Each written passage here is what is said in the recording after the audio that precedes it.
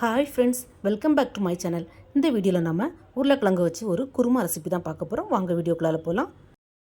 நம்ம சேனல் இப்போ தான் நீங்கள் ஃபஸ்ட் டைம் பார்க்குறீங்கன்னா ப்ளீஸ் சப்ஸ்கிரைப் பண்ணி வச்சுக்கோங்க. அப்போ தான் நான் போட்ட வீடியோஸ் எல்லாமே மிஸ் ஆகாமல் உடனே உங்களுக்கு நோட்டிஃபிகேஷனில் வரும்.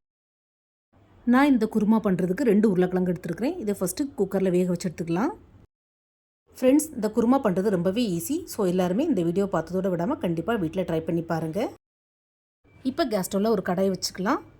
அதில் கொஞ்சமாக எண்ணெய் ஊற்றி எண்ணெய் சூடானதும் ஒரு துண்டு பட்டை, ஒரு கிராம்பு, ஒரு ஏலக்காய், கொஞ்சமாக பெருசீரகம் அதாவது சோம்பு, கூடவே ஒரு துண்டு ரம்பாயில் இல்லைன்னா நீங்கள் அதுக்கு பதிலாக பிரியாணியில் கூட யூஸ் பண்ணிக்கலாம். இதை வளர்த்தி லைட்டாக வறுத்து விட்டுட்டு ஒரு பெரிய வெங்காயம் நான் குட்டி குட்டியாக கட் பண்ணி வச்சுருக்கிறேன். அதை சேர்த்து வதக்கிக்கலாம். ஃப்ரெண்ட்ஸ், இந்த பெரிய வெங்காயத்துக்கு பதிலாக நீங்கள் சின்ன வெங்காயம் கூட யூஸ் பண்ணலாம். சின்ன வெங்காயம் யூஸ் பண்ணாலும் டேஸ்ட் ரொம்பவே நல்லாயிருக்கும். வெங்காயத்தை நல்லா செவக்க வதக்கணும்னு இல்லை, இந்த மாதிரி லைட்டாக ட்ரான்ஸ்பரண்ட் ஆனதும் அதில் ஒரு 2 பச்சை மிளகாய் நான் கட் பண்ணி வச்சுருக்கிறேன். அதை சேர்த்து வதக்கிக்கலாம். உங்களுக்கு காரம் நல்லா பிடிக்கும்னா கூட ஒரு பச்சை மிளகா கூட ஆட் பண்ணிக்கலாம், தப்பில்லை. பச்சை மிளகாவும் வெங்காயம் இந்த மாதிரி நல்லா வதங்கினதும் வேக வச்ச உருளைக்கிழங்கு நான் இந்த மாதிரி குட்டி குட்டியாக கட் பண்ணி வச்சுருக்கிறேன். அதை சேர்த்து வதக்கிக்கலாம். உருளைக்கிழங்கு இந்த மாதிரி கட் பண்ணி போட்டதுக்கு பதிலாக நீங்கள் மசிச்சு கூட சேர்த்துக்கலாம். கிரேவி நல்லா திக்காக கிடைக்கும்.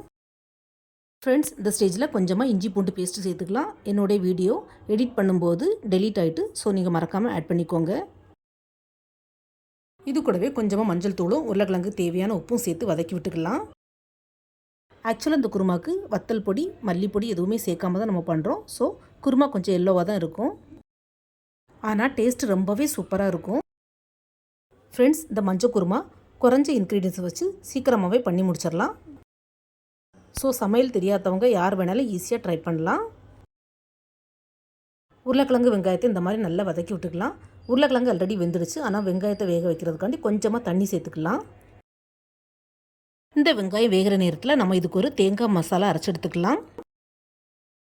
தேங்காய் அரைச்சி சேர்க்குறதுக்கு பதிலாக கொஞ்சமாக தேங்காய் பால் ஊற்றியும் ஸ்டூ மாதிரி பண்ணலாம். நான் பொட்டேட்டோ ஸ்டூ ஆல்ரெடி அப்லோட் பண்ணியிருக்கிறேன். என்னோடய சேனலில் போய் செக் பண்ணிக்கோங்க ஃப்ரெண்ட்ஸ்.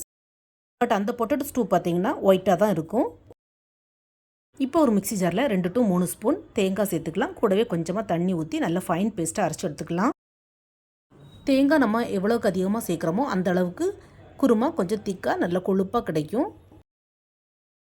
இப்போ உருளைக்கிழங்கும் வெங்காயம் நல்லா வெந்து மசிஞ்சு வந்துடுச்சு. இந்த ஸ்டேஜில் நம்ம அரைச்சி வச்சுருந்தா தேங்காய் விழுது இதில் சேர்த்துக்கலாம்.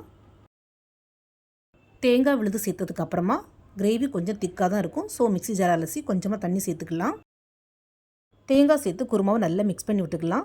எக்ஸ்ட்ராவாக உப்பு தேவைப்பட்டால் கொஞ்சமாக உப்பு ஆட் பண்ணிக்கலாம். உப்பு சேர்த்து குருமா லைட்டாக கொதி வந்ததும் கொஞ்சமாக கரம் மசாலா அல்லது சிக்கன் மசாலா ஆட் பண்ணிக்கலாம். கடைசியாக கொஞ்சம் ஃப்ளேவருக்கு கஸ்தூரி மேத்தி, அதாவது ட்ரை கஸ்தூரி மேத்தி இந்த மாதிரி க்ரஷ் பண்ணி ஆட் பண்ணிக்கலாம். உங்கள் வீட்டில் கஸ்தூரி மேத்தி இல்லைன்னா நீங்கள் இதுக்கு பதிலாக மல்லித்தலை கூட ஆட் பண்ணிக்கலாம். பட் இந்த மஞ்சள் குருமாவுக்கு கஸ்தூரி மேத்தி ஃப்ளேவர் கொஞ்சம் நல்லாவே இருக்கும். அவ்வளோதான், கிரேவி கொஞ்சம் கொதிச்சு நல்லா திக்காயிடுச்சு. இந்த ஸ்டேஜில் நம்ம கேஸ் ஆஃப் பண்ணிடலாம். சுட சுட சப்பாத்தி, ஃபுல்கா, ரொட்டிக்கு இந்த பொட்டேட்டோ மஞ்சள் கிரேவி சூப்பராக இருக்கும். நீங்களும் இந்த வீடியோ பார்த்ததோட விடாமல் வீட்டில் கண்டிப்பாக ட்ரை பண்ணி பாருங்கள் ஃப்ரெண்ட்ஸ். ஒரு தடவை செஞ்சு டேஸ்ட் பண்ணிட்டீங்கன்னா நீங்கள் அடிக்கடி இந்த குருமா தான் செய்வீங்க.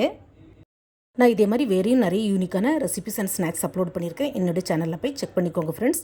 இந்த வீடியோ பிடிச்சிருந்தா மறக்காமல் நம்ம channel like, share and subscribe பண்ணுங்கள். தேங்க்ஸ் ஃபார் வாட்சிங். See you soon in the next video. Bye.